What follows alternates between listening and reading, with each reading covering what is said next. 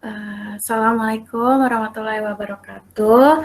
Kami ingin mempresentasikan tentang kawasan berikat untuk industri. Sebelum dimulai, kami ingin memperkenalkan diri terlebih dahulu. Saya Faisa Tarani Nugroho dari kelas TL 4302. Dan selanjutnya, Saya Dina Aprilani dari kelas TL 4302.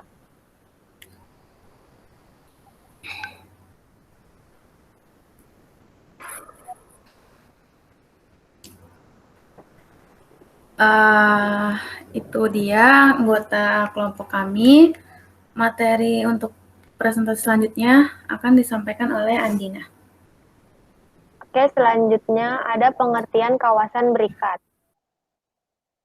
Pengertiannya itu suatu wilayah dalam batas-batas tertentu di Indonesia yang di dalamnya diberlakukan ketentuan khusus pada bidang pabean, sehingga wilayah tersebut dapat melakukan ekspor dan impor bebas biaya masuk dan biaya PPN.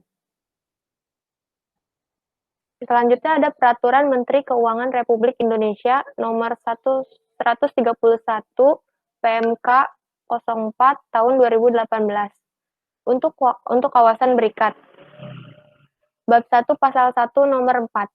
Kawasan berikat adalah tempat penimbun berikat untuk menimbun barang impor atau barang yang berasal dari tempat lain dalam daerah pabean guna diolah atau digabungkan sebelum diekspor maupun impor untuk dipakai. Selanjutnya ada contoh kawasan berikat di Indonesia. Yang pertama itu ada Tanjung Emas Export Processing Zone atau yang biasa disebut TEP. Ini berada di Semarang, Jawa Tengah. Yang kedua ada di Batam, dan yang ketiga di kawasan Berikat Nusantara yang terletak di Cakung, Jakarta Timur. Selanjutnya akan dilanjutkan oleh Asa.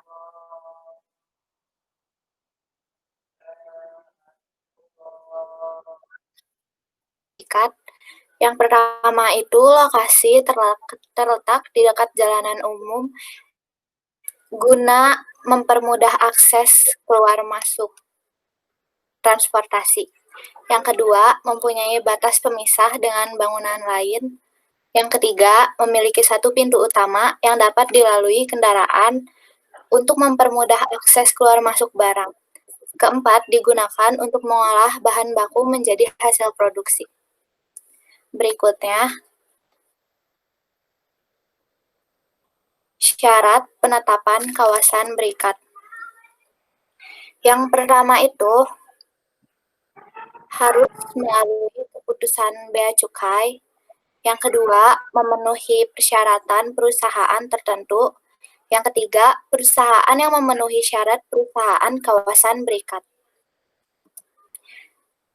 Dan selanjutnya, kelebihan kawasan berikat ada 3. Yang pertama, adanya penangguhan pajak dan pungutan biaya lainnya.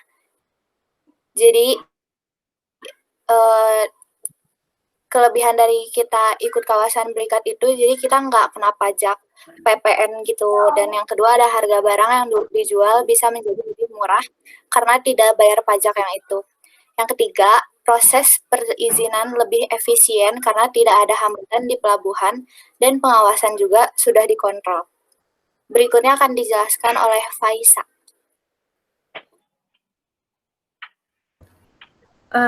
Namun berikat itu juga ada kekurangannya. Nah, di sini tuh kekurangannya lebih mengarah untuk kerugian buat negara kita, untuk keuangan negara. Jadi tuh masih banyak perusahaan di Indonesia yang jadi kawasan berikat. Nah, itu menyalahgunakan fasilitas kawasan berikatnya tersebut. Tadi kelebihan dari menjadi kawasan berikat kan kita jadi bisa bebas biaya masuk sama bebas PPN.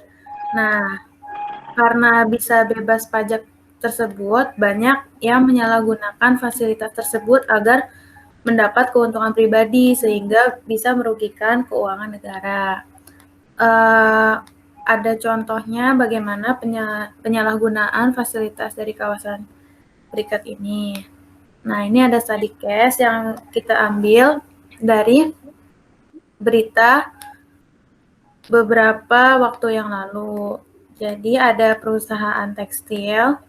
Perusahaan tekstil ini dia bernama PT SPL. Nah, jadi PT SPL ini menyalahgunakan kelebihan dari kawasan berikat.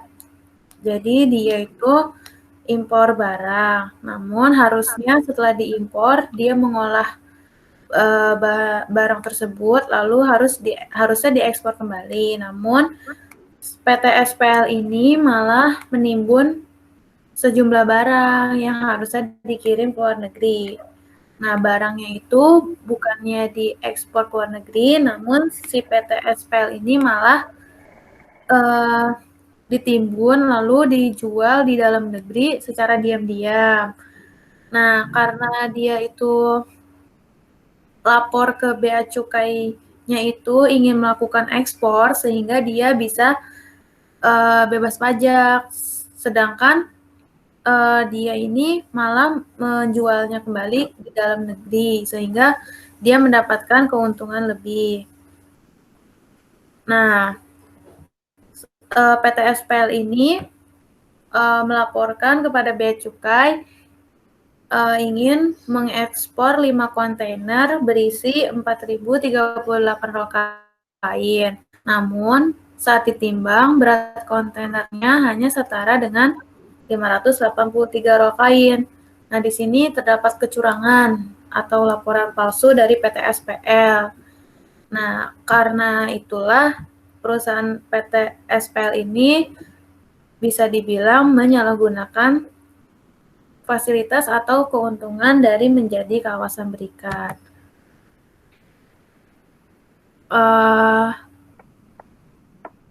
Itu saja yang bisa kami sampaikan tentang kawasan berikat untuk industri di Indonesia. Kurang lebihnya mohon maaf apabila terdapat kesalahan. Terima kasih. Wassalamualaikum warahmatullahi wabarakatuh.